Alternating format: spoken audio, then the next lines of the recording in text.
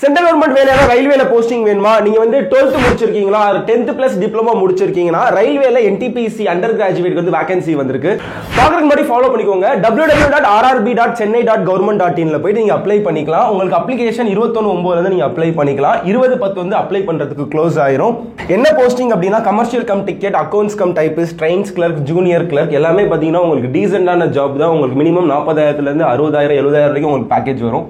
So மொத்தமாக all India லெவலில் வந்து உங்களுக்கு 3445 வேகன்சி இருக்கு. உங்களுக்கு ஏஜ் லிமிட் பார்த்தீங்கன்னா உங்களுக்கு மேக்ஸிமம் 18லேருந்து 33 வரைக்கும் கொடுத்துருக்காங்க. ஓபிசி அப்படின்னா இன்னும் ஒரு 3 வருஷம், SC STனா உங்களுக்கு இதுலேருந்து ஒரு 5 வருஷம் வரைக்கும் உங்களுக்கு எக்ஸ்ட்ரா ஆட் ஆகும். இது உங்களுக்கு ஒரு 3 ஸ்டேஜாக நடக்கும். ஃபர்ஸ்ட் வந்து ப்ரிலிம்ஸ், அதுக்கப்புறம் மெயின்ஸ், அதுக்கப்புறம் வந்து உங்க டாக்குமெண்ட் வெரிஃபிகேஷன். இந்த வேலைக்கு வந்து கண்ணாடி போட்டவங்களுமே அப்ளை பண்ணலாம். அக்யூரேட்டாக கண்ணு தெரியணும் இல்லை, 6/9 கொடுத்துருக்காங்க. ஸோ இதுக்கு வந்து மேக்ஸில் வந்து பார்த்தீங்கன்னா 30 கொஸ்டின் கேட்குறாங்க, ரீசனிங்கில் 30 கொஸ்டின், ஜென்ரல் அவேர்னஸில் 40 கொஸ்டின், மொத்தம் 90 நிமிஷம் 100 கொஸ்டின் கேக்குறாங்க. இந்த மேத்ஸ் ரீசனிங் வந்து கனிஷ் மேத்ஸ் ஆப்ல ரயில்வே எக்ஸாம்காக வீடியோ கோர்ஸ் போட்டுருக்கோம். கண்டிப்பா அந்த வீடியோ கோர்ஸ் பாத்தீங்கன்னா நீங்க மேத்ஸ் ரீசனிங்ல செமையா ஸ்கோர் பண்ணலாம். ரயில்வேல ஒரு போஸ்டிங் வாங்கலாம். லைஃப் டைம் இன்வெஸ்ட்மெண்டா நினைச்சு நீங்க கோர்ஸை பர்ச்சேஸ் பண்ணுங்க.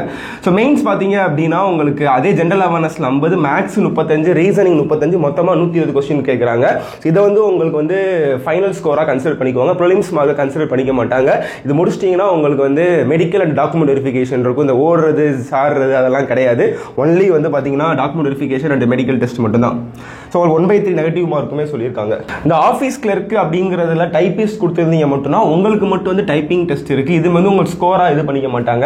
இது சப்பையா முடிச்சிடலாம். அந்த டைமுக்குள்ள வந்து ஒரு ஸ்பீட் டெஸ்ட் மாதிரி கொடுப்பாங்க. ஸோ அதனால பயப்படாதீங்க. அதே மாதிரி எக்ஸாம் பார்த்தீங்க அப்படின்னா உங்களுக்கு தமிழ்ல எழுதிக்கலாம், தெலுங்குல எழுதிக்கலாம், இங்கிலீஷ்ல எழுதிக்கலாம், கன்னடத்தில் எழுதிக்கலாம், எல்லா லாங்குவேஜ்லையுமே இருக்கு. அதனால TNPSC மாணவர்களுக்குமே ஒரு அரிய வாய்ப்பு. ஸோ எக்ஸாம் ஃபீஸ் வந்து பார்த்தீங்கன்னா ஒரு 500 ரூபாய் வாங்குறாங்க.